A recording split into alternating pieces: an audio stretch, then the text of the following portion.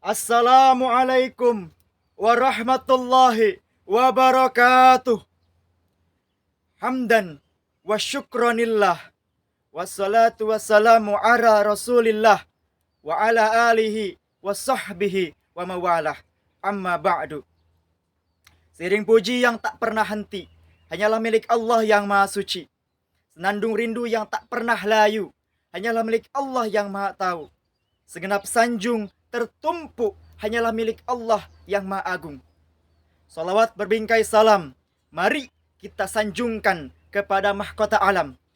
Pelipur lara di kala duka, pengobat hati di kala tersakiti, yakni Habibana wa Nabiyana Sayyiduna Muhammad Sallallahu Alaihi Wasallam.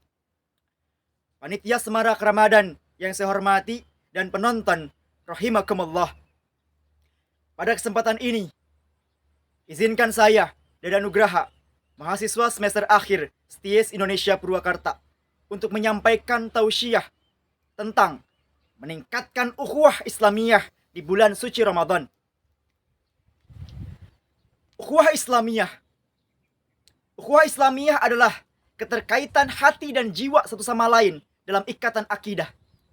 Maka makna ukhuwah Islamiyah adalah mempersamakan semua umat Islam sebagai saudara tanpa terkecuali, tanpa terbatas negara, wilayah, jarak, ras, suku, bahkan warna kulit sekalipun. Karena sesungguhnya Allah Subhanahu wa taala telah berfirman dalam Quran surat Al-Hujurat ayat 10. A'udzubillahi minasyaitonirrajim. Bismillahirrahmanirrahim. Innamal mu'minuna ikhwatun fa aslihu baina akhwaikum wattaqullaha la'allakum turhamun. Yang artinya, sesungguhnya orang-orang mukmin itu bersaudara, maka damaikanlah antara kedua saudaramu yang berselisih dan bertakwalah kepada Allah agar kamu mendapat rahmat. Hadirin, saudara-saudara sekalian, begitulah bagaimana Al-Quran, wahyu Allah, firman Allah, Tuhan semesta alam, merintahkan bukti bahwasannya benar bahwa ukhuwah Islamiyah adalah wahyu yang datang dari Tuhan semesta alam. Bukan hanya itu, kita lihat bagaimana sabda Rasulullah sallallahu alaihi wasallam. Qala Nabiyyu sallallahu alaihi wasallam, al-mu'minu lil mu'minina kal bunyanu yasuddu ba'dul ba'dah. Artinya, perumpamaan seorang mukmin bagi mukmin lainnya adalah ibarat suatu bangunan yang saling mengokohkan. Kal jasadil wahid, seperti bangunan, seperti jasad yang satu. Hadirin saudara sekalian yang saya hormati, begitulah bagaimana Al-Quran dan As-Sunnah memerintahkan kita untuk membangun ukhuwah Islamiyah, untuk menjaga, mewujudkan ukhuwah Islamiyah tersebut. Kita fahami bagaimana Al-Quran dan As-Sunnah melarang kita menghancurkan, memecah belah ukhuwah Islamiyah dengan berselisih konflik antar golongan, antar organisasi, antar ormas, membenci, mendengki, memaki. Karena sesungguhnya perintah persatuan juga Allah perintahkan secara langsung dan tegas dalam surat Al-Imran ayat 103. A'udzubillahi minasyaitonirrajim. Wa'tasimu bihablillahi jami'a wa la tafarraqu.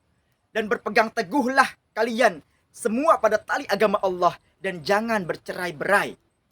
Saudara sekalian yang saya hormati, begitulah bagaimana ukhuwah Islamiyah.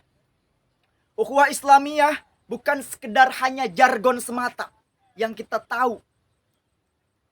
Ukhuwah Islamiyah adalah bukan dengan kata-kata, bukan hanya impian umat Islam belaka, bukan hanya angan-angan sementara, tetapi ukhuwah Islamiyah adalah satu rantai ikatan yang suci, yang tak kenal negara, batas, wilayah, jarak. Karena dengan ukhuwah Islamiyah, kita umat Islam harus saling menopang, saling menguatkan, menjadi umat yang satu, umat yang kuat, yang seperti umat-umat Islam yang terdahulu. Saudara hadirin sekalian, kita lihat bagaimana Rasulullah SAW dalam mengikat ukhuwah Islamiyah bersama 10.000 pasukan mukmin berhasil membebaskan kota Mekah dalam peristiwa Fathul Makkah. Kita lihat ukhuwah Islamiyah yang dilakukan oleh Salahuddin Al-Ayyubi, Bagaimana Salahuddin Al-Ayyubi dan bersama pasukannya bisa merebut kembali Baitul Maqdis dari tangan orang-orang kafir. Begitu juga dengan Muhammad Al-Fatih dengan mengumpulkan 250.000 pasukan menjebol tembok kokoh Konstantinopel. Begitupun juga di negara kita, bagaimana para ulama, santri, mahasiswa, para pemuda, tokoh-tokoh nasionalis, sosialis bersatu untuk merebutkan kemerdekaan dari para penjajah.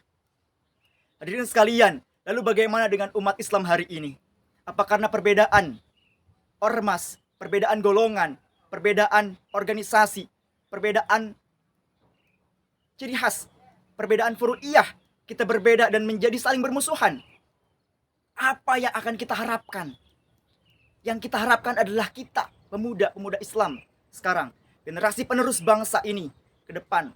Sudah saatnya kita maju paling depan, menjadi pelopor, bukan hanya menjadi pengekor.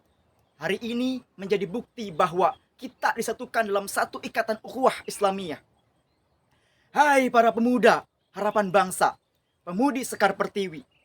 Sudah saatnya kita maju paling depan, kuatkan iman, rapatkan barisan. Al-Quran dan As-Sunnah menjadi pegangan kita. Allah menjadi tujuan kita. Jangan sampai umat Islam kehilangan pedoman.